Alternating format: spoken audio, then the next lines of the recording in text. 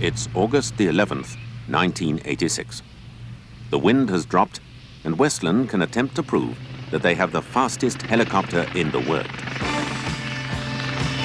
In accordance with the ratification code, superimposed synchronized timing has been fitted to a video system. For the world speed record, 2 passes are required, 1 in each direction, over a 15-kilometer straight-line course.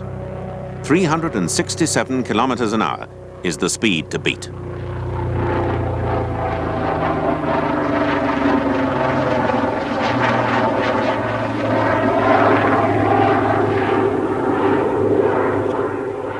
Success. The east-west run is 20 kilometers an hour faster. On, okay, hold, big smiles.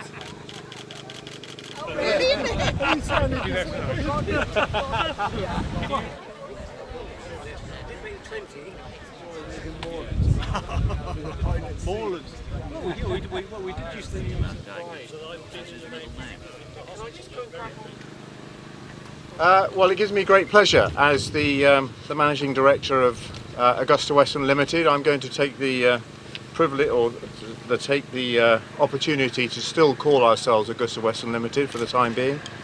And obviously it's great to actually see Derek and Joan here as well. And my thanks also to Steve, for Master of Ceremonies, and to Mere Parish Council for all they've done to help make this event possible. And of course the LYNX, G-LYNX, that holds the world speed record, was the original Mark I LYNX that all other LYNX, and indeed the Wildcat that you heard about, that is the current evolution of the LYNX, that aircraft was the originator of all of that. And obviously as a representative of the company that built G-LYNX, without the people involved to do that, of course none of it would happen. And I'd just like to, on behalf of the company, thank every single person who was involved in that project, who's involved in the company over the last 100 years. And you know that the company celebrated its 100th anniversary last year. It is all about people that makes this happen, and it's great to see so many people here to actually mark this occasion. Let's bring ourselves back to August the 11th, 1986. It was a calm, hazy evening, apparently. That's what it says here, Derek. Maybe late afternoon. As you all know, some numbers are quite important when it comes to world speed records.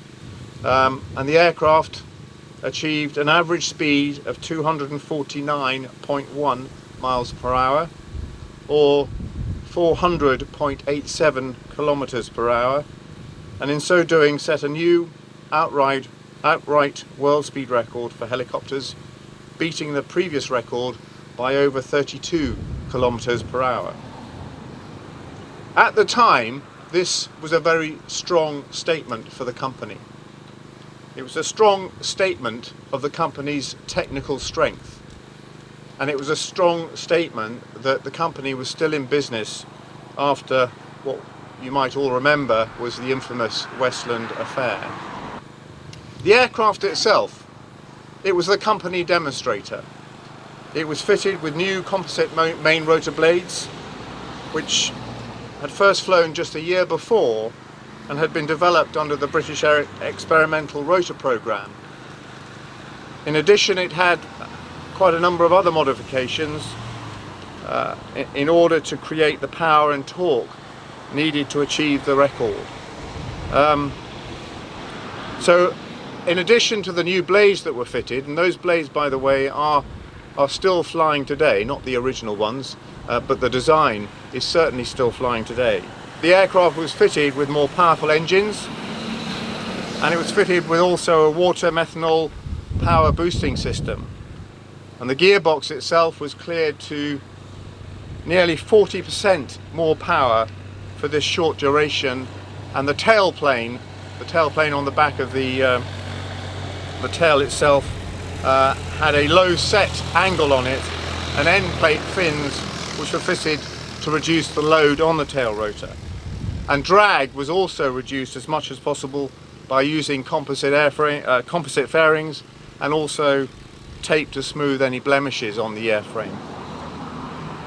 The decision to attack the speed record was made in May that year, May 1986, and the record flight was scheduled from day one to be August the 11th. And so that working period was only 10 weeks.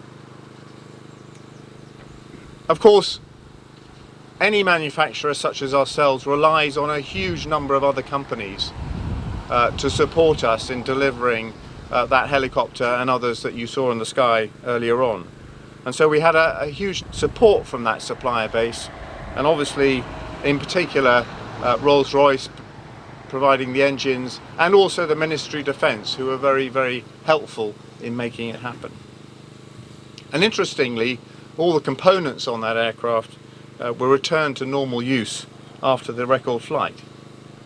And here we are today with that record unbroken.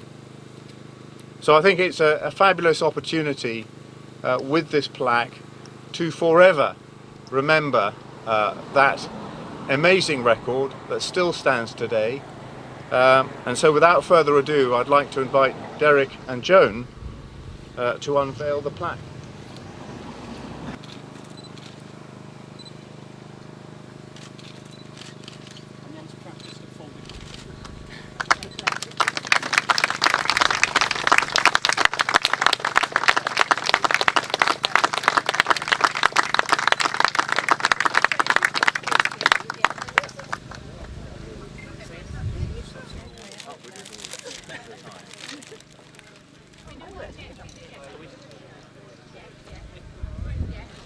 Thank you very much. Nice to meet you. Go, please. Here we go.